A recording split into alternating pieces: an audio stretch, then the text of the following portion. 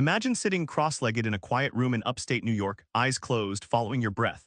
Robert Wright, author of Why Buddhism Is True, plunges us into this moment, the pressure of thought buzzing away, craving to be noticed.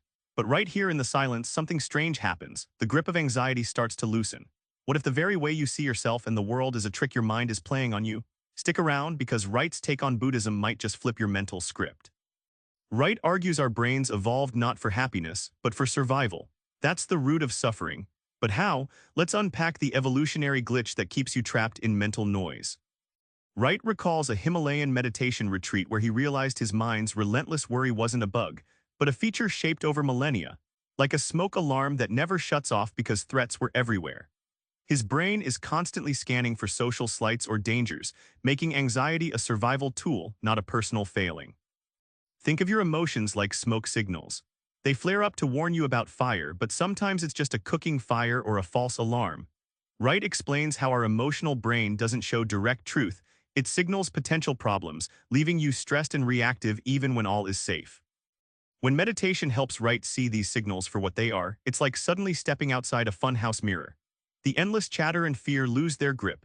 That moment, raw and liberating, is the glimpse of freedom Buddhism promises, a mind not enslaved by its own alarms.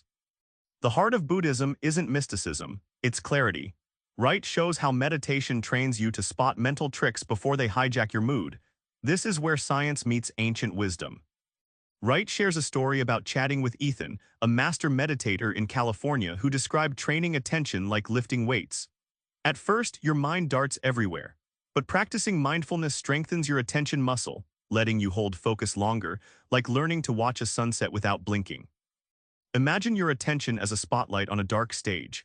Normally, it flickers wildly, lighting up random fears or regrets in your mind's theater. Wright says meditation steadies this spotlight. Instead of flooding the whole stage with chaos, you shine light exactly where you want, calming the noise and seeing things as they really are. The big payoff: when you practice enough, you realize much of your suffering is built on mental stories, labels, judgments, narratives your brain compulsively weaves. Behind those stories, there's a quieter truth, a present moment free from distortion. This radical clarity isn't just peace, it's moral clarity, how you start to see others without bias, with genuine kindness. Most of us chase happiness in the wrong places. Wright shows how Buddhism flips the script. Happiness isn't a goal, it's a byproduct of seeing clearly. Wright uses the analogy of craving as a rosebush with thorns, beautiful but painful if you grasp it blindly.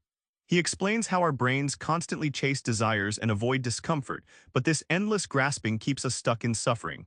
Like trying to hold water in your hands, the tighter you squeeze, the faster it slips away. He shares a breakthrough from his own meditation practice. When he stopped fighting boredom, frustration, and even pain, those feelings faded faster. Stopping resistance doesn't mean passivity, it means radical acceptance of what is, which surprisingly dissolves mental suffering and makes space for a deeper kind of happiness. Finally, Wright reveals that compassion blossoms once you understand that everyone is caught in this illusion of self and craving. When you see through your own mental haze, it's easier to recognize yourself in others, dissolving conflict and opening the door to genuine connection. A happiness rooted in kindness, not accidental pleasure. Remember that quiet moment in Robert Wright's upstate meditation retreat. It's possible for you too, the moment when the noise stops and you see the world without your brain's constant commentary. Try this. Next time stress hits, take a deep breath and watch your mind like a curious observer, not a judge. You're not your thoughts. You're the awareness behind them. That's the start of a new kind of happiness. Subscribe for more book summaries like this one.